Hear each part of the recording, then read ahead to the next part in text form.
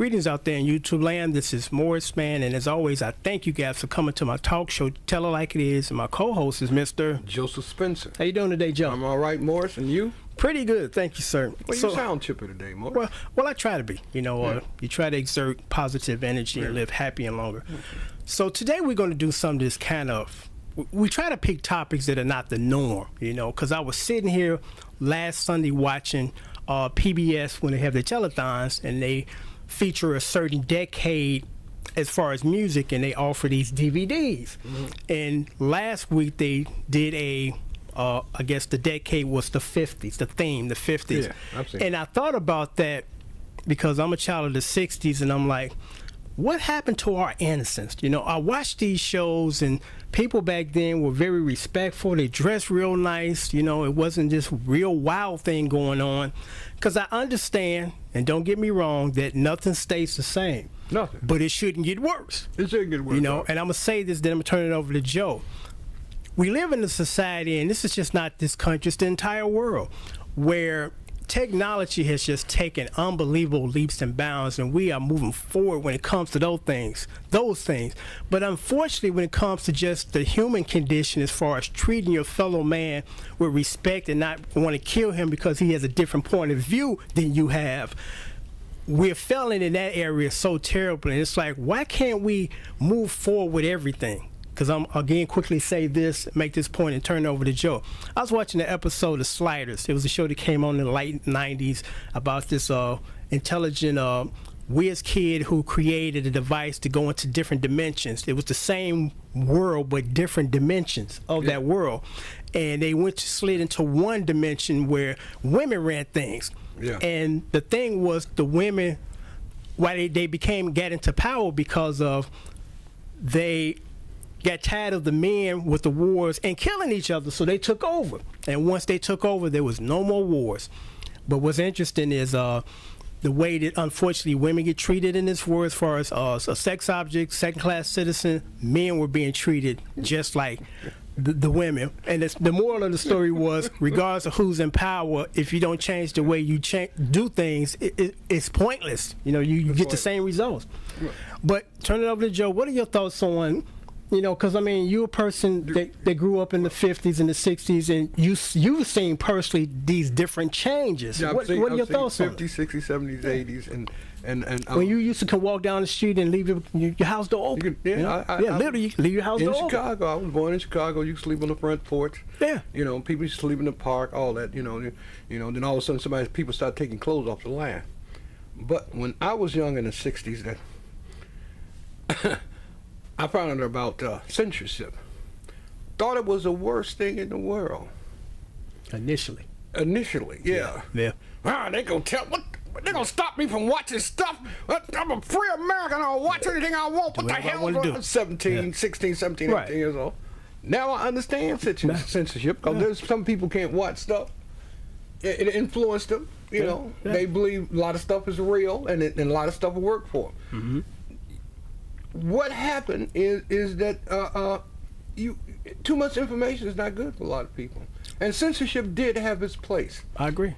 Some people need to be protected from themselves, and so-called society. We need a structure of discipline. You need a structure of discipline. There's some people that you don't have to give them no rules and regulations, and they live peacefully and quietly with you. But that's not most of us. That's not most of us. Right. If you open up the gates for some people, they just go wild. Yeah. I watched it. I don't care if you're in the ghetto or you're on Michigan Avenue or in the White House. There are some people who gonna do everything they want. That's where evil and good come in. Yeah. But when you don't have somebody to protect you, especially when you a novelist, a young person, you know, and you have all this bombing you with this information that you can't sort through in your brain, and it's exciting. You know, and it's exciting. Some people, well, this is not real. This is not the way to live. People at certain age need to be protected, and there are people who are 50 and 60 need to be protected up here and in their hearts. Yeah, because I'm watching TV, and I'm not picking on this particular artist because it goes much deeper than a handful of women that want to show their boobs in public to celebrities. Because it's a whole deeper issue than just women being, exhibitionists. Yeah. And Miley Cyrus, I'm sitting there watching her. She's a beautiful young woman. But she's not sexy. Well, some people are beg to differ. She's a little girl. Well, yeah, but but anyway, 17. Yeah, well, she's 20 something now. Well, she's adult. But I'm looking at her. I forgot what show it was. It was on a late night talk show. She came on to the show with a blazer on, no top, no bra, titties just kind of hanging out. Yeah. And the night host said, "Aren't you uncomfortable?" She's like, "No," And there are times that we have to kind of, I guess, put a fence across stuff to kind of stop this overflow of things that are not detrimental to the growth of young people, because young folks look up to celebrities. Yeah, they do. So you got these young women across the country, teenagers, that see her out there with the titties out or boobs, and they's like, I guess I could do that too. Yeah. It's acceptable. And it's like, that's not a good thing. It's not a good thing, because some men can't handle seeing your tits. You in trouble. There's some men that you fully clothed and you in trouble. I'm a city person, but I love being in the woods. But that's, anyway, one morning, I know most of you people don't know nothing about 63rd Street. One morning, about 2 or 3 o'clock in the morning, I walk anywhere, especially, when I was in my late 30s, early 40s, always did. I'm walking down the street and I hear, "Hey, baby." I turned around, I knew what it was, some working girl. I turned around, sister dressed in a little jacket, some high heels, and some panties. Yeah. 2 o'clock in the morning, I said, "Well, baby, you going to jail." My man told me to come. I said, "Baby, but you just have on some panties and a little jacket and some heels." Yeah. And Miley Cyrus that's is on wrong, TV. But it's understandable because she's working. Yeah, she's trying to lure you to spend your money. So I understand that it's totally illegal and totally immoral. But I'm talking about the people that are not prostitutes. Well, they're exhibitionists. I mean, I remember when Prince came over on a award show with his ass out. Remember the pants with the asses out? Yeah, that's like them crap. Yeah, it's like I'm calling myself pushing the envelope. I'm like, you're just kind of making the moral fabric decay. It's that old-fashioned stuff when you went to stage shows to see that crap. I've seen a lot of stuff. Joe, we going some ladies. We going to so and so club. We go to New York, going to a club, and it'd be a homosexual debut, and gay guys be walking around in chaps with their butts out. What? Why did you bring? They thought it was funny. I've seen all that. Yeah. But it's not on TV. You take these people, you take street stuff and put it on television. Everybody on television is sexy. Everybody on TV in the record business. When I was a kid, back in the 60s, a lady would come out in a maxi dress, a nice little cute pair of boots, maybe a mini skirt, some hot pants. You didn't see all that stuff. Yeah. She was sexy and still sexy in this. Left something to the imagination. It left something to, but everybody is selling sex now. Yeah. The weather ladies come out in these form-fitted dresses with their. It's funny you mentioned that, because you're right. I'm looking at the weather women, I'm like, what the hell is the news about?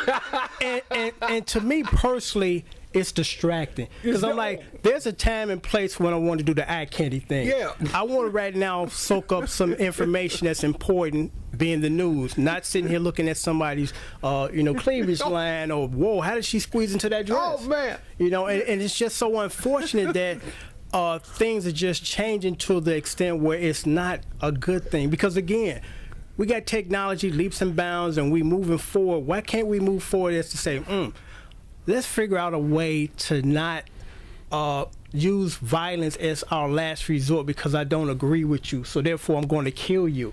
I mean, maybe like the John Lennon song, maybe I'm just a dreamer and I'm not the only one, but I would like to see that before I die. But I don't think that I am, because I see things just constantly getting worse. I thought I'd be able to see it too, and like I said, I was brought up in the hippie era.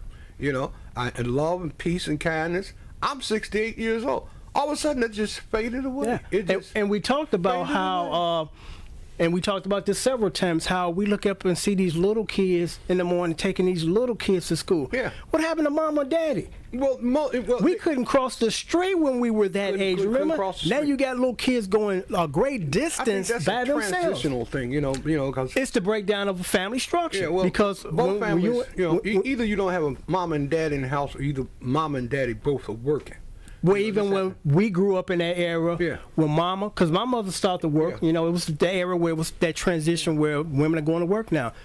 And I say this, that's not an excuse. No, it's not an excuse. But you know, I think the problem is, and this is just my opinion, the family structure has went to hell. Daddy has never been in the house when the children were born because they were just casually dating and having sex. And now it's mama, the child, and grandmama. Right. You know? Well, in the 50s when I was going to school, if you had to walk a block to school, and you were walking by yourself or with your big sister 2 or 3 years older than you. We walked in groups, though. We walked in a little group. And another point I'm going to make, from my house all the way to school, somebody was going, well, I saw your kids, Rose. Yeah, you the neighborhood watched all the kids. Everybody. Right. You can go from your house from point A to point B without somebody seeing you. Blah blah blah blah blah. You know. And now you have neighbors that don't want to speak. No, ain't my kid. Right. And even if it is my kid, don't bother me. You know. I get mad that you come bringing this to me when I'm bringing it to you out of love and caring for all God's creatures, as opposed to I'm trying to reprimand you for not doing your job. Because if you do your job, you got to worry about being reprimanded. You know, so it's like, so if you get upset, then there must be a problem. You're talking about censorship. Censorship. When I was a kid, guess what was my Playboy? I know. Now I'm gonna fill in the blank. The Sears and the Montgomery Ward lingerie. Yeah, you got it. Exactly. You know, there you go. That was my Playboy. There you go. And when a lady walked in the room, you know, you know, now kids got Playboys. They got the legs. Or actually after having sex under 13 years old. Watch it on TV. But you're right. I totally forgot about that. I couldn't wait for that big catalog to come in the mail. Oh shit. Yeah. You know, and that was kind of innocent because these women weren't naked. They were just modern gear that women, underwear that women wear. But it was exciting. Yeah, it was. To see them drawers fit up. I mean, if you give a young guy these days that magazine, he throw it in the garbage. Like, man, I want hard porn. I'm going to the strip club. Watching the news, they did a bust. They did a raid on what you call? What do you call it? Men go out. They got a name for it. They busted a 15-year-old boy trying to buy a hooker. Oh yeah. And my nephew told me, Uncle Joe. I said, Ross, you got to be kidding. No, Uncle Joe. I said, Rosson, you got there kids, dudes out here 14, 15, 16 years old buying hookers. Yeah. I said, you have got to be. See, but that's come from not having censorship, you know? And not having strong family values. Because, I mean, unfortunately, and here's an interesting, sad story. And Bernie Mac, the late Bernie Mac, the comedian, did a skit on this. He was saying, I remember back when I was growing up, grandmama was 70 years old, you know, big old boobs, and, you know, now grandmama 37 years old. 37. I was at this fast food joint years ago, and this lady in front of me, she probably was in her early 40s, if that. Yeah, probably early 40s. And the guy behind the counter was younger and kind of, you know, flattering her, and she's blushing, and she's like, you know, I'm a grandmama. And I kind of, my head went back, and he's like, you a sexy grandmama.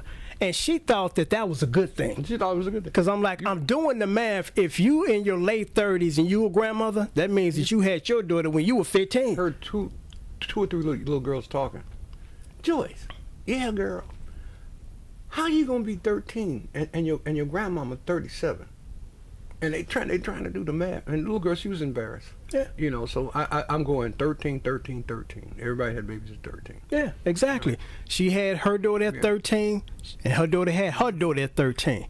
So it's like, and we're about to wrap this up. The purpose of this, I guess, discussion is to kind of, I guess, shed a little light on why can't we as a society improve our interactions with our fellow man? You know, why does it have to be murders? Why does it have to be wars? I mean, it's getting worse. I mean, all the talking in the world, because what happens when a young black man get killed by the cops, people come out with these signs, stop the killing and all that, and half the people in the audience are guilty for raising certain people to go out there and put themselves in situations where the cops show up.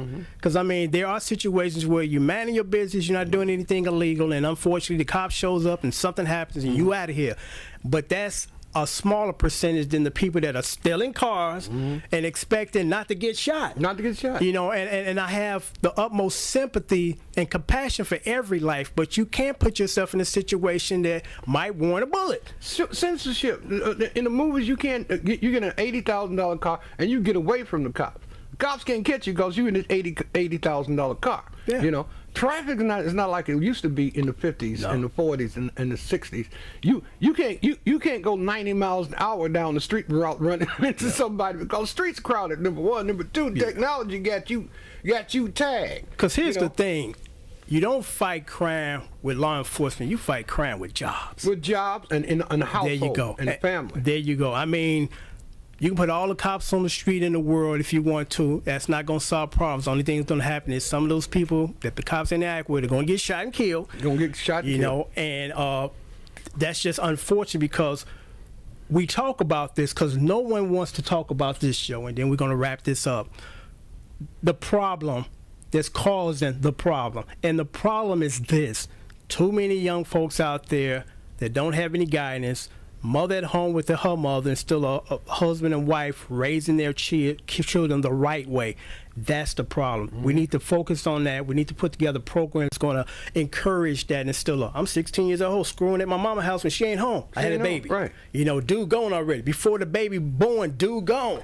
He on his way somewhere making another baby. And when I was in school, I got into Art Institute in Chicago, and I found out that certain people of certain races and income, they were taking birth control pills at 13, 14 years old.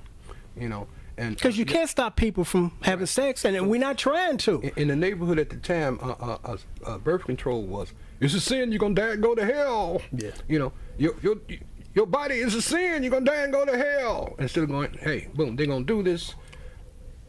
I was having sex before I found out what a Trojan was. Yeah. You know, now, I'm not proud of that, but I was having sex. What the hell is that? That's a Trojan. You don't know what a Trojan is? Well, you follow what's happening in your environment. Right. Because you don't want to be the one that stands out like a sore thumb in a negative way in some people's eyes. You ain't part of the program, you square. And you're not smart enough at that age to realize square it's cool being square. It's cool being square. Because I ain't got to worry about when I become a man and I'm struggling with a low-income job because I didn't have the means and opportunities to get a good college education. That you're right. I got 5 kids in tow. I think I got away. And here comes child support for the next 20-some years taking my money. You know, so you got to think smart and you got to have somebody to teach you to think smart. Because my mother had 10 kids. None of her kids brought babies in her house because she laid the law down. She's like, don't bring no babies up in here. Don't bring no babies. And none of us did because we knew. There were 6 of us, and nobody brought babies in the house until they brought the babies home. Hey, mama, this is your granddaughter. Exactly. You know, but it wasn't like I live upstairs and I go to the hospital and I bring the baby back. I got 2 babies in the back room. And I got a different boyfriend now. I got a different boyfriend now. You know, so I help take you these babies. So I mean, he's a good man. That is the problem. The crime issue in all these cities. I mean, if you interview most of those guys that they incarcerate for either stealing cars or shooting each other because they in gangs, I would say, Joe, about 90% of those guys did not grow up with their father, and their father was not married to their mama. That's our problem. We need to fix that problem. All the protesting in the world ain't gonna change that, and all the changing of superintendent police officers ain't gonna change it. Well, you do have, like, when I was a little boy, we played cops and robbers, and who want to be a cop? I always wanted to be a cop. I couldn't understand why my other little friend, hey man, don't be gangster, don't be blah, blah, blah, blah, blah. I didn't understand. Well, they didn't glorify violence. Well, gangsters glorify violence. Yeah, they glorify violence. And they would portray the role with, I'm gonna make you do what I want you what I want you to do. They play because that's what gangsters did. Because the movies used to dictate that, the gangster movies, and everybody wants to go out and be a tough guy like Edward G. Robinson. Right. But now what's taking over to keep that going is rap music. And I'm not trying to point fingers at everybody that does rap, because there's some people that do some positive stuff. That's what they call the gangster rap. When I was a kid, the Egyptian Cove and the 5 Trey and whoever, they said yes sir, no ma'am. They can't, Miss Jackson. They would still respect you. Chill it out. Miss Jackson, don't let her hear that, man. Nobody got popped sitting on their front porch. They stick a ice pick in your neck. Yeah, okay. But on that note, we're going to sign off. And again, this video was just basically to kind of, talk about how can we fix this global problem. You know, and if we can, at least let's create some dialogue to make everybody aware of there's a change that has to be made from everybody, you know, because, I mean, we all God's children, and we should be able to work out any differences that we have, and the result shouldn't be the solution is to kill you. But on that note, I'm going to sign off. Until next time, I thank you guys for coming to my channel. I'm Morris, man, and my co-host, Joseph Spencer. Keep thinking. Yeah. Have a good night. Later, Morris. Always a pleasure. Thank you.